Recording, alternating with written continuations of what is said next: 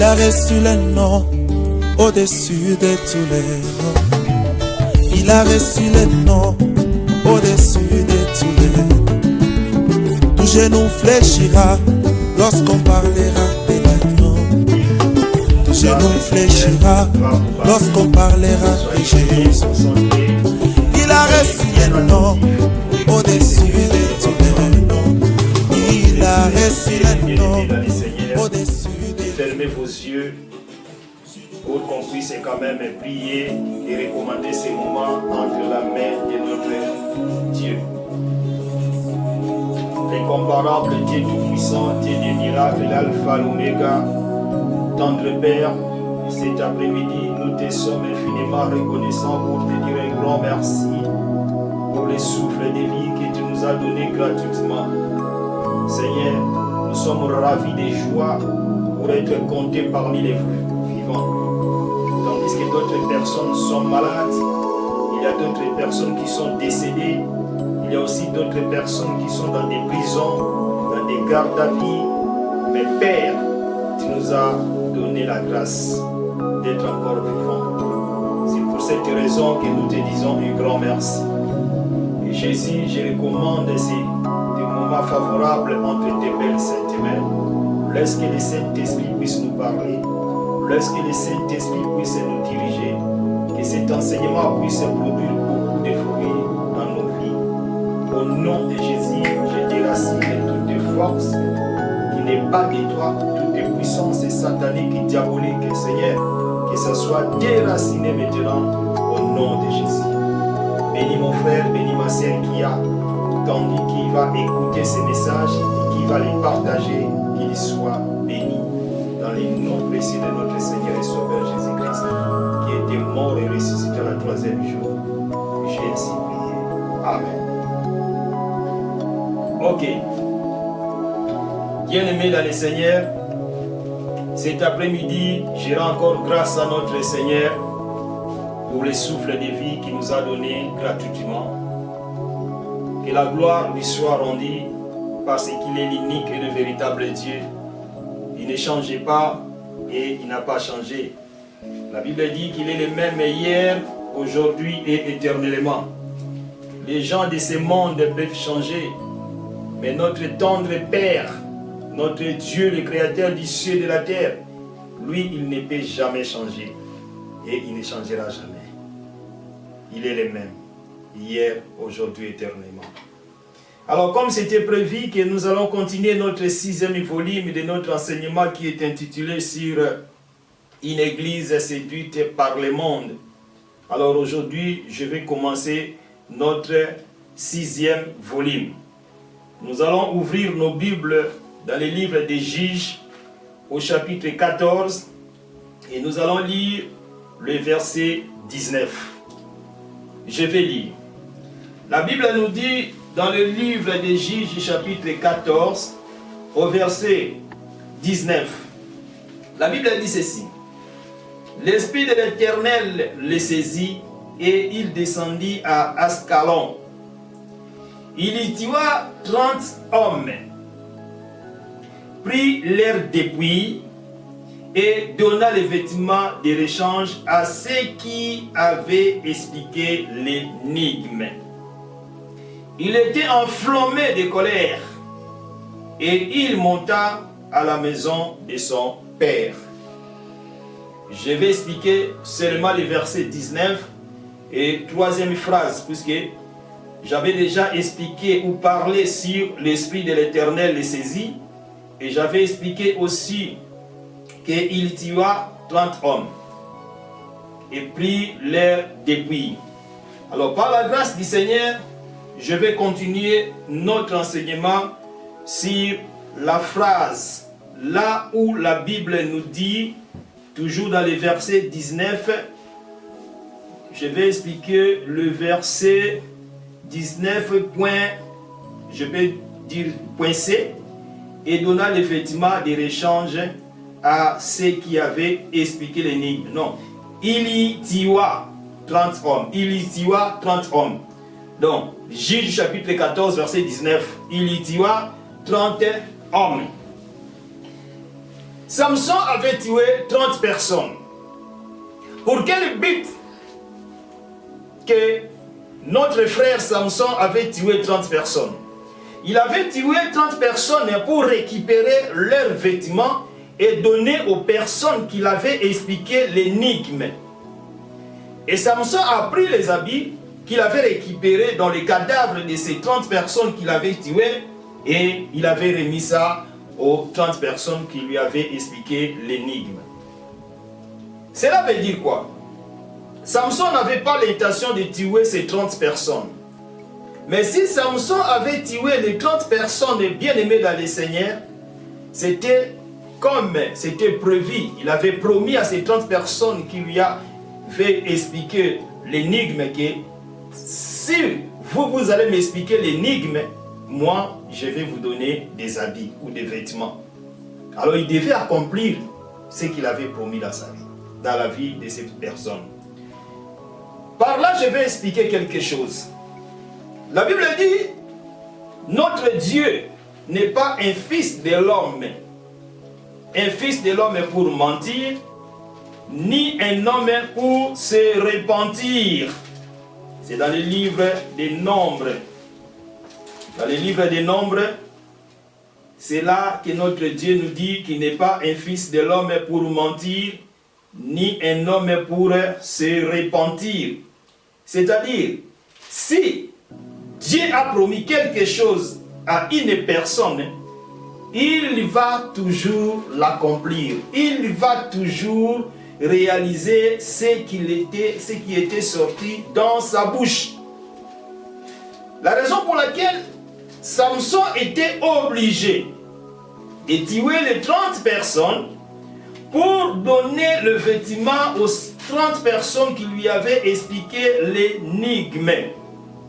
Écoute-moi, bien-aimé dans le Seigneur. Nous allons approfondir dans notre enseignement.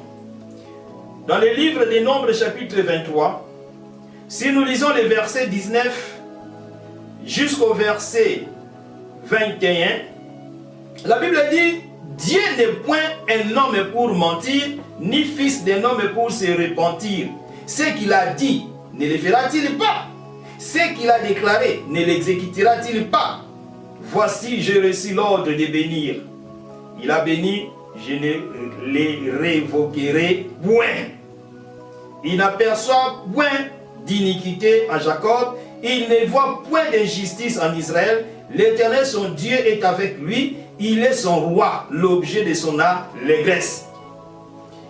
Bien-aimés, la Bible nous dit que notre Dieu n'est pas un homme pour mentir, ni un fils de l'homme pour se repentir. C'est-à-dire, si Dieu te promet quelque chose, bien-aimé, que ce soit la durée de la nuit, que ce soit la durée du temps, le Seigneur va accomplir ce qu'il a promis dans ta vie.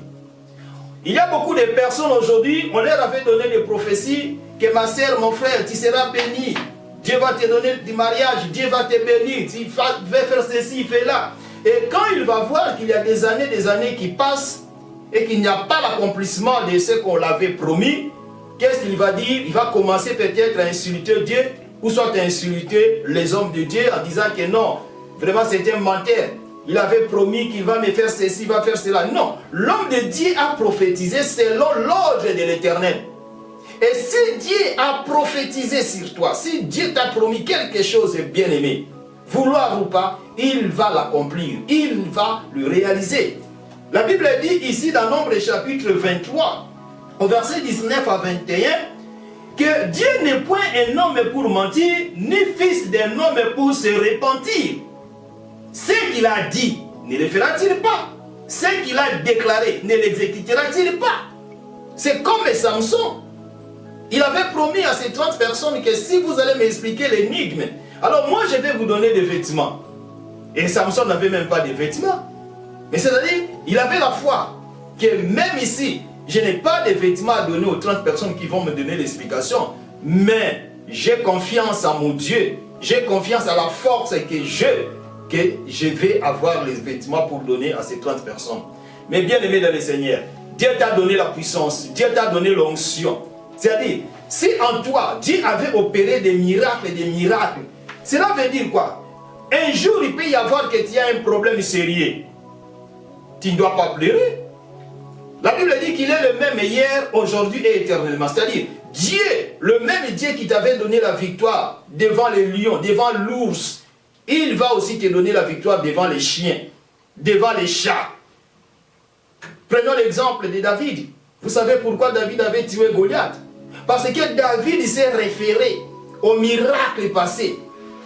Devant Goliath, malgré qu'on l'a découragé, roi Saoul l'a découragé, ses frères l'ont découragé, mais David a dit ceci devant roi Saoul, que ne décourage pas ton serviteur. Car quand j'étais encore dans la forêt en train de paître les brebis de mon père, à chaque fois quand je voyais un lion ou bien un ours qui venait pour dévorer le brebis de mon père, j'arrachais les brebis de mon père dans la gueule au lion ou de l'ours et je les dévorais. Je les déchirais de mes propres mains. David n'avait rien dans la main. Et quand Saoul a entendu cela, il a dit, tiens, toi tu as déjà tué Goliath. Ours, tu as déjà tué lion. Ah bon? Et il avait laissé David pour aller se battre contre ce géant Goliath. Bien aimé, toi aussi tu as déjà tué les lions. Tu as déjà tué l'ours. Tu n'avais rien en main.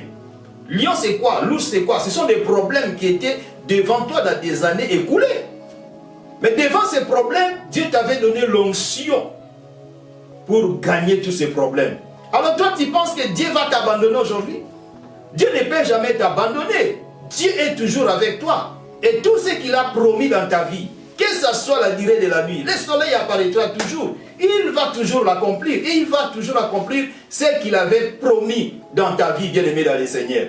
Alors, écoute maintenant, Samson était obligé de tuer les 30 personnes pour récupérer leurs vêtements. Et pour donner aux 30 personnes qui avaient expliqué l'énigme. Cela veut dire, Dieu peut te promettre quelque chose, bien-aimé. Même si ça tarde, il va l'accomplir. Samson pouvait fuir. Il pouvait dire que, mais où est-ce que moi je vais trouver les 30 vêtements? Alors, je ne peux plus, comme ça je vais rentrer chez moi. Mais ce n'est pas ce que Samson avait fait. Samson est allé tuer les 30 personnes pour accomplir le vœu qu'il avait fait. Et si Samson, qui est un être humain, une personne qui a la chair comme toi et moi, il a accompli ce qu'il avait dit aux 30 Philistins, et il leur a donné des vêtements. Et à combien plus forte raison, bien-aimé dans le Seigneur, toi qui me suis en ce moment, Dieu ne va pas accomplir la promesse qu'il a promis dans ta vie. C'est-à-dire, Dieu va toujours l'accomplir. Et peut-être c'est toi-même qui fait que la prophétie de Dieu ne puisse pas s'accomplir dans ta vie, à cause de ta façon de marcher. Est-ce que tu marches bien devant Dieu? Est-ce qu'en toi, il n'y a pas des choses que tu fais en cachette? Et tout ça, ça peut aussi bloquer ta bénédiction. Ça peut aussi bloquer l'accomplissement de la promesse de Dieu dans ta vie. Parce que la Bible nous parle de l'histoire des enfants d'Israël. C'était prévu que les enfants d'Israël puissent marcher pendant 40 jours pour arriver à la terre promise, qui était le pays de Canaan. C'était un pays qui coulait du miel et du lait. Mais à cause de leur rébellion, à cause de leur incrédulité, ils avaient fait 40 ans dans le désert. Et la plupart de tous ces gens-là n'avaient même pas foulé leurs pieds au Canaan, sauf Josué et Caleb qui étaient fidèles devant Dieu. Alors, Samson avait tué les 30 personnes et il avait donné le vêtement aux 30 personnes qu'il avait expliqué l'énigme. C'est-à-dire, notre Dieu n'est pas un fils de l'homme pour mentir, ni un homme pour se repentir. Quand il dit quelque chose, il va l'accomplir. Et en plus, la Bible dit, dans Nombre chapitre 23, versets 19 à 21, là où nous venons de lire, la Bible dit ceci, que ce qu'il a déclaré, ne l'exécutera-t-il pas? C'est-à-dire, Dieu a déclaré quelque chose dans ta vie, il va l'exécuter, il va l'accomplir, il veille sur sa parole, il va l'accomplir. Et le verset 20, la Bible dit, voici j'ai reçu l'ordre de bénir, il a béni, je ne le révoquerai point. Bien aimé, si Dieu t'a béni, il n'y a personne qui peut le révoquer. Même les sorciers de ta famille n'ont jamais la puissance de révoquer ce que Dieu a béni. Ils n'ont jamais eu la puissance de bloquer ce que Dieu a béni. Parce que tu es déjà une personne bénie. il n'aperçoit point d'iniquité en Jacob. C'est-à-dire en toi, si Dieu n'aperçoit point d'iniquité en toi, Dieu va accomplir ce qu'il a promis dans ta vie dans peu de temps. Alléluia. Dans peu de temps, Dieu va accomplir ce qu'il a promis dans ta vie parce que il a vu que tu ne marches pas dans l'iniquité. Mais si en toi il y a l'iniquité, Dieu ne pouvait jamais accomplir ce qu'il a promis dans ta vie. Il a béni, je ne les révoquerai point.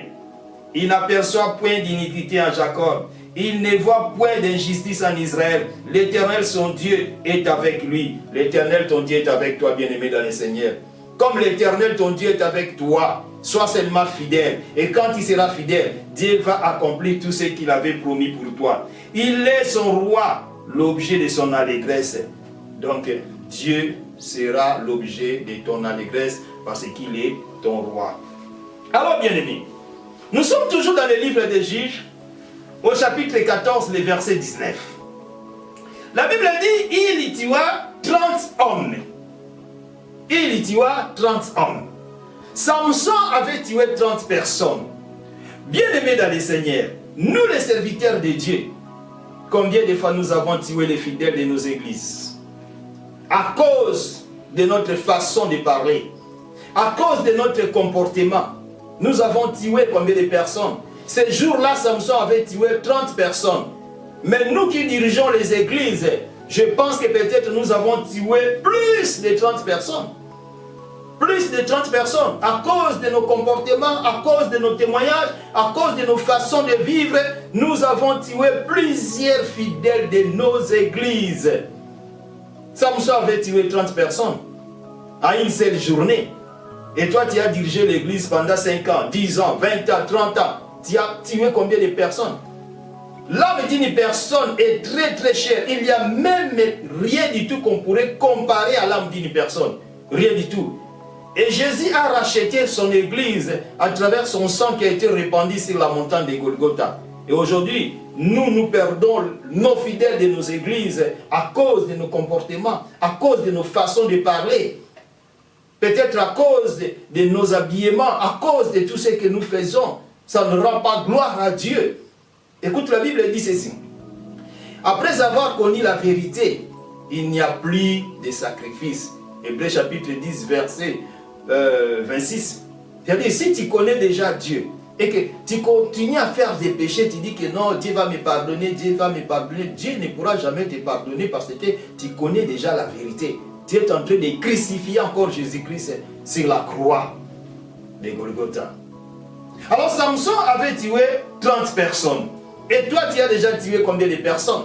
À cause de ta langue. La Bible dit que la langue est une petite chose, mais ça tue beaucoup de personnes. C'est comme le gouvernail d'un bateau. C'est une petite chose, mais ça dirige le bateau.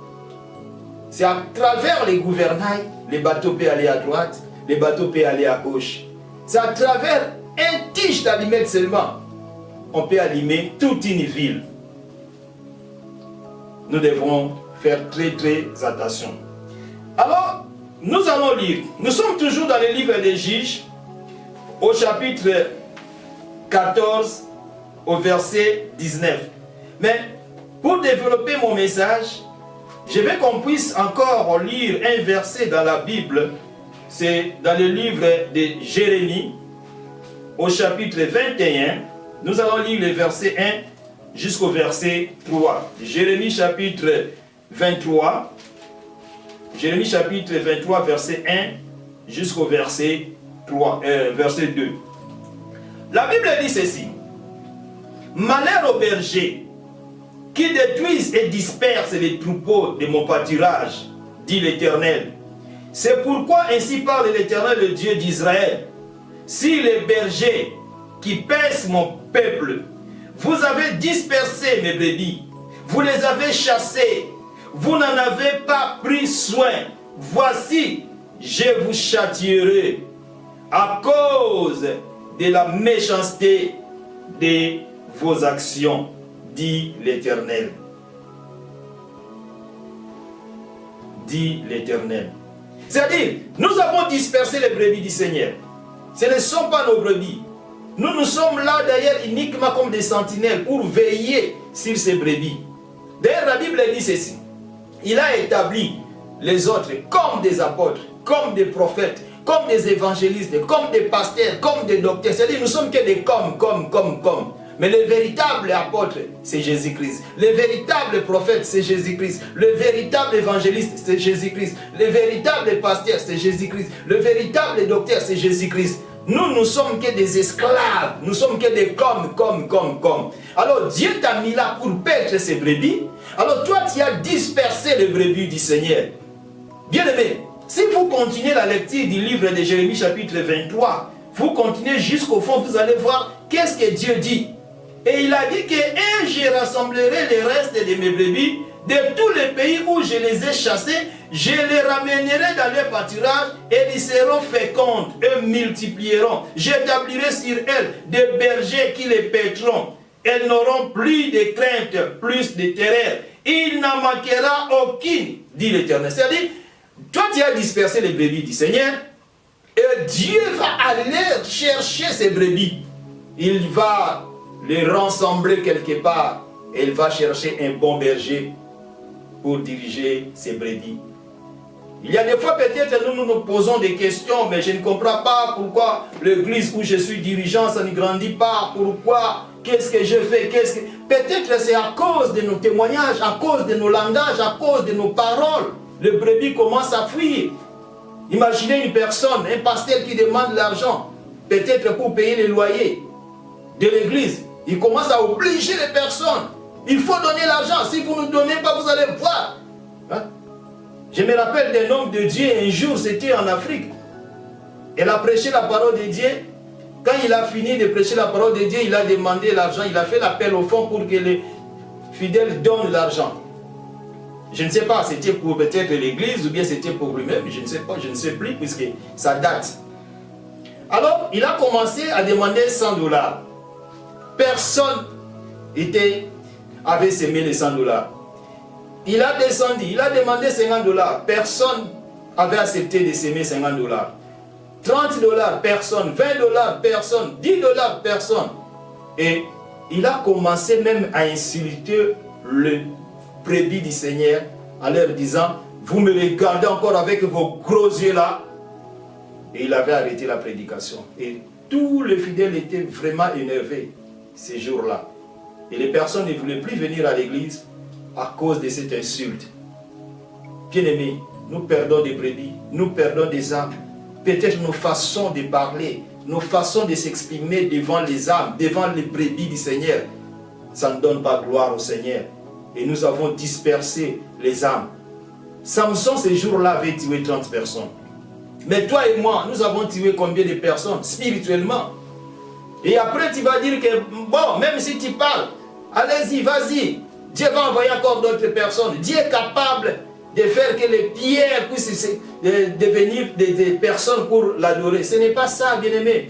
Puisque si Dieu te donne la gérance d'une personne, de 2 personnes, et que tu ne sais pas gérer ces 2 personnes, comment Dieu va t'envoyer à gérer les 100 personnes, les 200 personnes?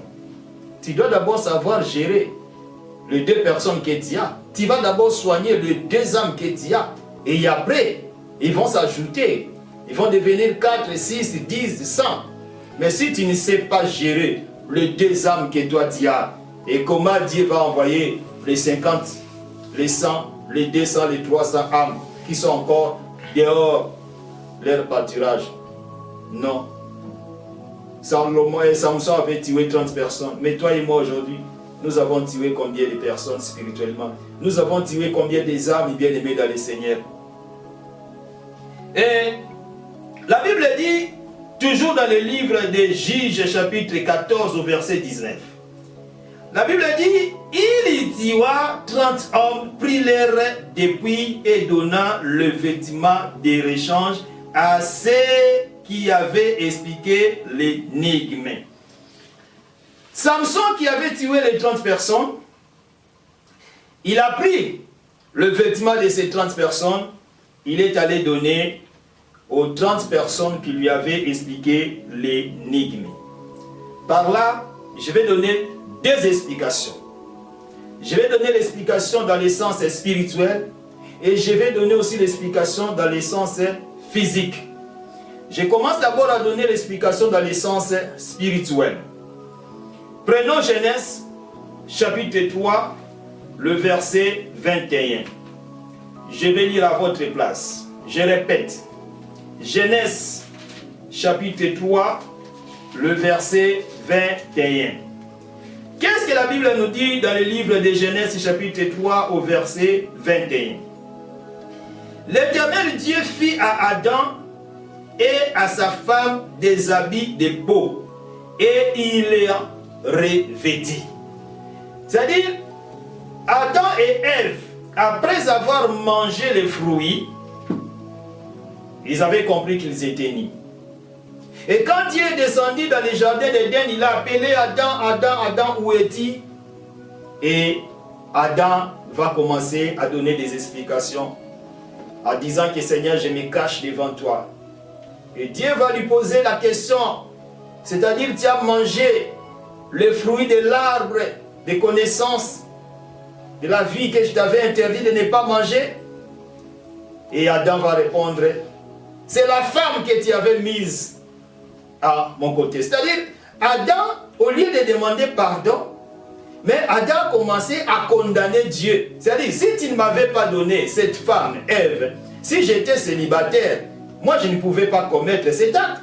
D'ailleurs, toi-même, tu sais, Dieu, quand j'étais encore seul, j'étais célibataire, est-ce que tu m'avais vu manger le fruit? Mais c'est à cause de cette femme.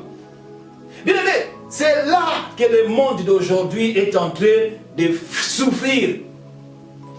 Pourquoi? Parce que la personne n'est pas consciente qu'il a commis un crime, de s'humilier, de demander pardon.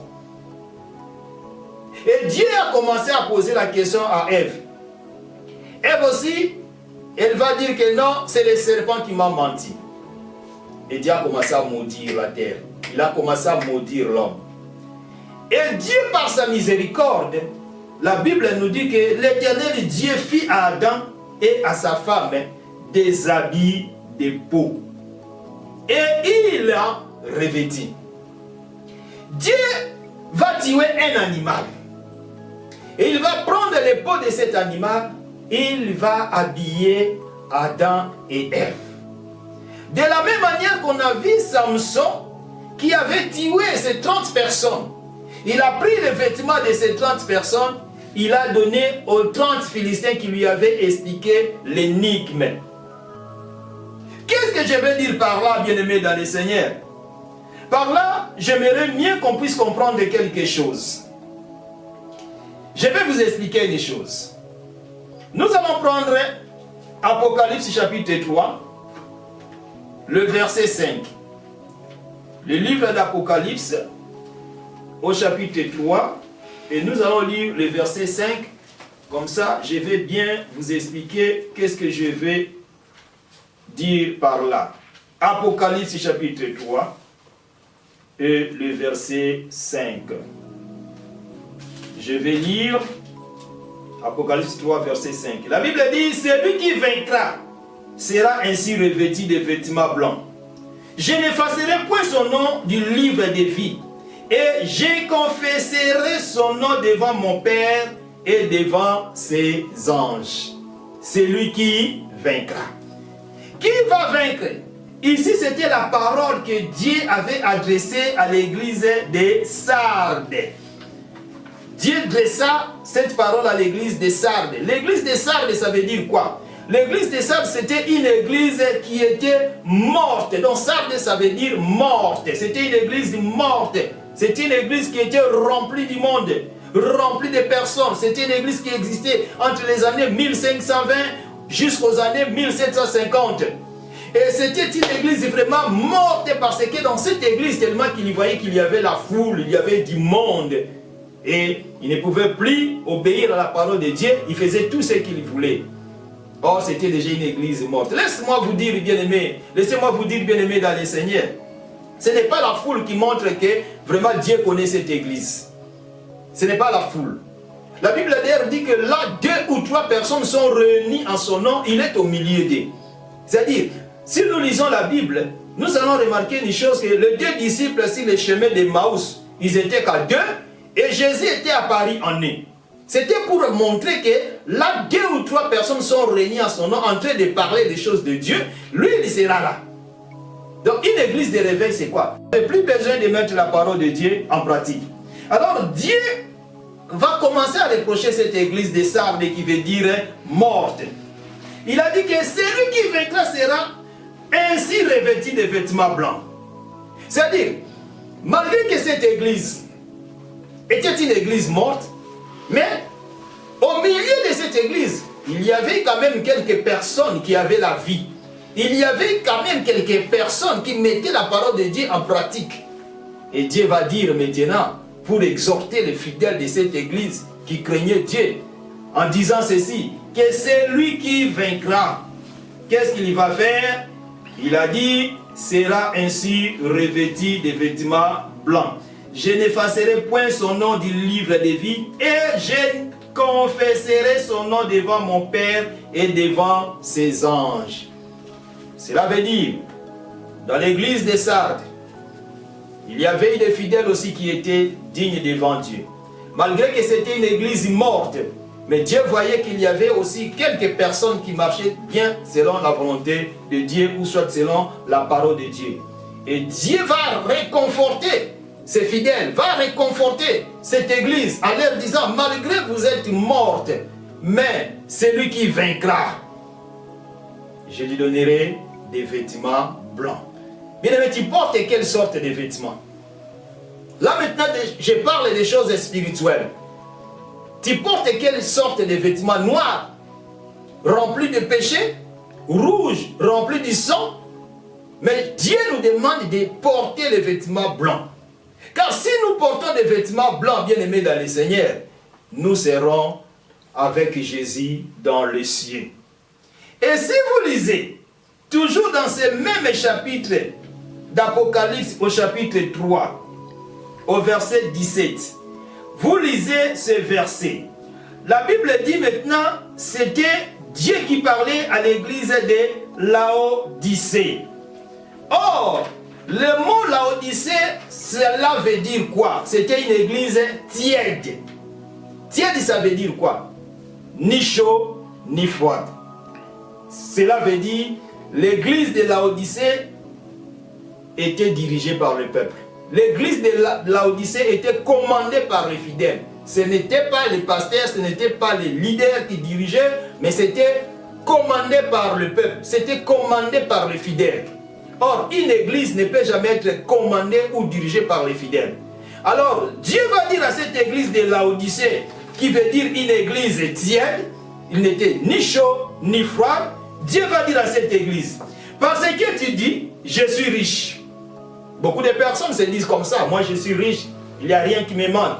Or, une personne riche, c'est une personne qui est remplie de péchés. Ce n'est pas la richesse de l'argent. Ici, la Bible ne nous parle pas de la richesse de l'argent, d'avoir beaucoup de biens matériels, ce n'est pas ça. Mais c'est la richesse spirituelle, c'est-à-dire une personne qui se dit que je suis riche, c'est-à-dire il est riche dans les péchés. Parce que tu dis, je suis riche, je me suis enrichi, et je n'ai besoin de rien. Et parce que tu ne sais pas que tu es malheureux, misérable, pauvre, aveugle et nu.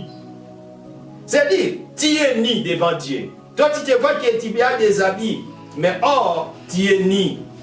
Bien aimé, Dieu avait tué l'animal pour prendre le peau de cet animal et pour revêtir Adam et Ève. Samson avait tué les 30 personnes pour revêtir les 30 Philistins qui lui avaient expliqué l'énigme. Et aujourd'hui, moi, je suis venu te dire que peut-être toi aussi tu es nu. Tu te vois que tu as des habits, mais en réalité, tu es nu.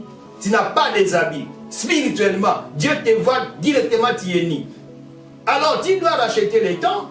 Tu dois chercher à acheter des habits, des vêtements blancs, Des vêtements blancs, c'est-à-dire quoi? Tu dois te repentir, tu dois accepter notre Seigneur et Sauveur Jésus-Christ, parce que c'est lui notre Sauveur, c'est lui qui est notre chemin. Il est le chemin, la vie et la vérité. Si tu n'acceptes pas Jésus-Christ dans ta vie, bien-aimé, tu vas mourir comme une poule.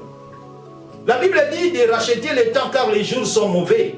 Nous ne savons ni le jour ni l'heure de l'enlèvement de l'Église, ni le jour de la mort. C'est pour cette raison nous devons être prêts à tout moment. Nous devons nous habiller des vêtements blancs, bien-aimés dans le Seigneur. Tu dois porter des vêtements blancs. Parce que si tu ne portes pas des vêtements blancs, bien-aimés dans le Seigneur, oh, sache-le que ces jours-là, tu vas perdre le royaume des cieux. Parce que tu n'avais pas de vêtements blancs. Tu dois acheter les vêtements blancs. Acheter les vêtements blancs, c'est-à-dire quoi? Tu dois écouter la parole de Dieu. Tu dois mettre la parole de Dieu en pratique. Comme ça, tu seras habillé en vêtements blancs. La Bible dit, dans le livre de Matthieu, chapitre 11, au verset 12, que depuis le temps de Jean-Baptiste jusqu'à présent, le royaume des cieux est forcé. Et ce sont les violents qui s'en emparent. Les violents, c'est qui? Les violents, ce sont des personnes qui violent la loi de Satan. Satan te dit non, allez peut-être commettre la divinité ou bien l'impudicité. Tu dis non, non, non, non, moi je ne peux pas faire ça. C'est-à-dire que tu es violent, tu as violé la loi satanique. Le diable te dit non, allez voler. Tu dis non, je refuse, même si je n'ai pas d'argent, je reste chez moi à la maison. Allez commettre la prostitution. Tu dis non, je refuse, je préfère rester comme ça. Donc, tout ce que le diable te dit de faire, tu le refuses.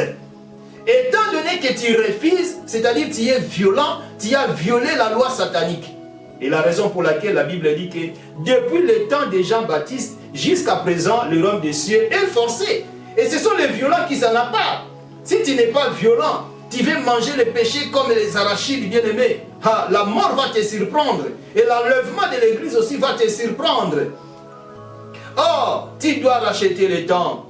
Tu dois racheter le temps, bien-aimé dans le Seigneur, et tu vas chercher à acheter les habits blancs, les vêtements blancs, pour que ces jours-là, tu sois ensemble avec notre Seigneur et Sauveur, Jésus-Christ de Nazareth, l'homme de Galilée. Mais si toi, bien-aimé dans le Seigneur, tu ne veux pas acheter les vêtements blancs, alors tu seras surpris ces jours-là.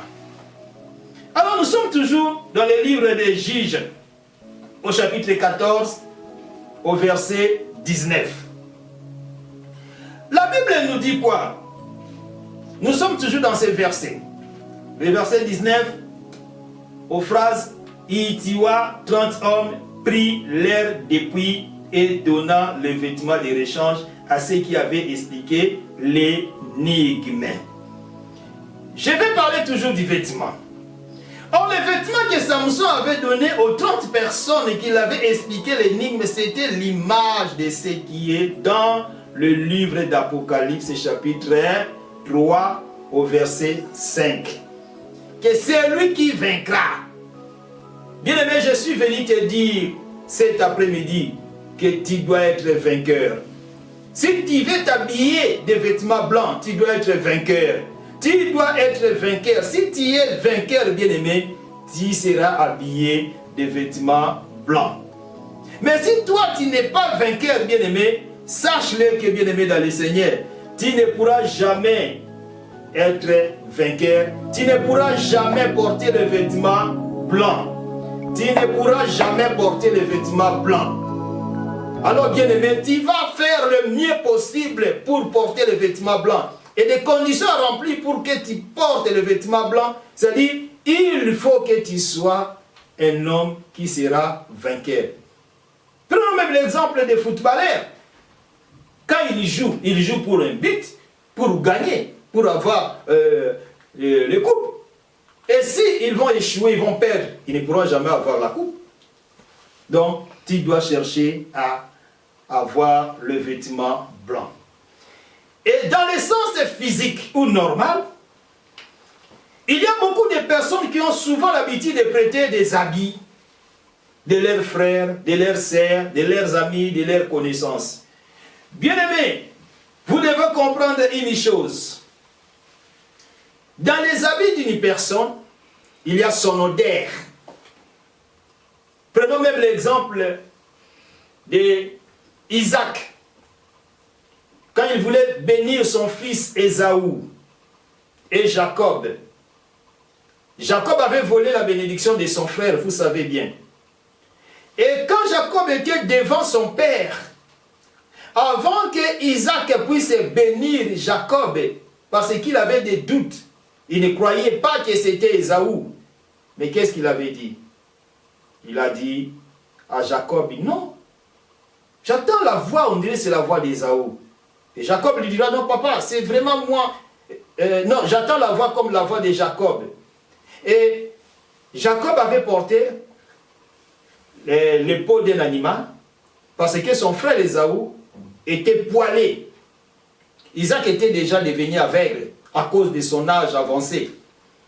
Alors, Isaac va dire à Jacob, si réellement c'est toi Ésaü, avance alors. Et quand il a avancé, il a touché le corps de Jacob, il a senti que Jacob était poilé. Mais il attendait la voix de Jacob.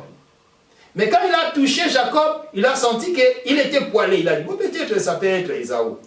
C'est-à-dire, il était confondu. Ne pouvait même pas comprendre l'odeur des habits de son fils. Or, une personne, bien aimée, qui porte l'habit d'une autre personne, il va porter même la malédiction de cette personne, il va porter tous les problèmes qui étaient en cette personne, parce que à chaque fois, quand toi tu portes l'habit d'une autre personne, si cet homme ou cette femme est maudit ou maudite, sache-le que toi aussi tu seras maudit ou maudite parce que tu as porté les habits d'une personne qui est maudite ou maudite. D'ailleurs, pour tuer une personne, qu'est-ce que les féticheurs font? Ils vont envoyer la personne qui veut qu'on puisse tuer cet ami ou bien cette collègue en disant que non, tu vas couper seulement une petite morceau de son habit et tu vas me l'apporter comme ça, je vais faire des fétiches. Alors toi, tu as souvent l'habitude de porter les habits de tes amis, de tes collègues bien-aimés. Je vais vous donner des témoignages. Je connaissais des sœurs, des femmes qui sont décédées en Angola. Pourquoi? Parce qu'elles avaient prêté les habits de leurs amis ou de leurs sœurs. Je vais raconter d'abord une histoire. Il y avait une femme. Cette femme, elle sortait avec un homme qui était marié. Alors on l'a interdit de ne pas faire ça. Même la femme de ce monsieur, un jour, elle était allée à la rencontre de cette femme en disant que non, je suis déjà au courant que toi, tu sors avec mon mari. Alors je ne vais pas te faire du mal. Tu dois laisser, tu dois laisser. Et la femme avait refusé de laisser. Elle continuait toujours à sortir avec le mari de cette femme en question que je vous ai parlé. Alors un jour, la femme qui était mariée à son mari, il a cherché des bandits.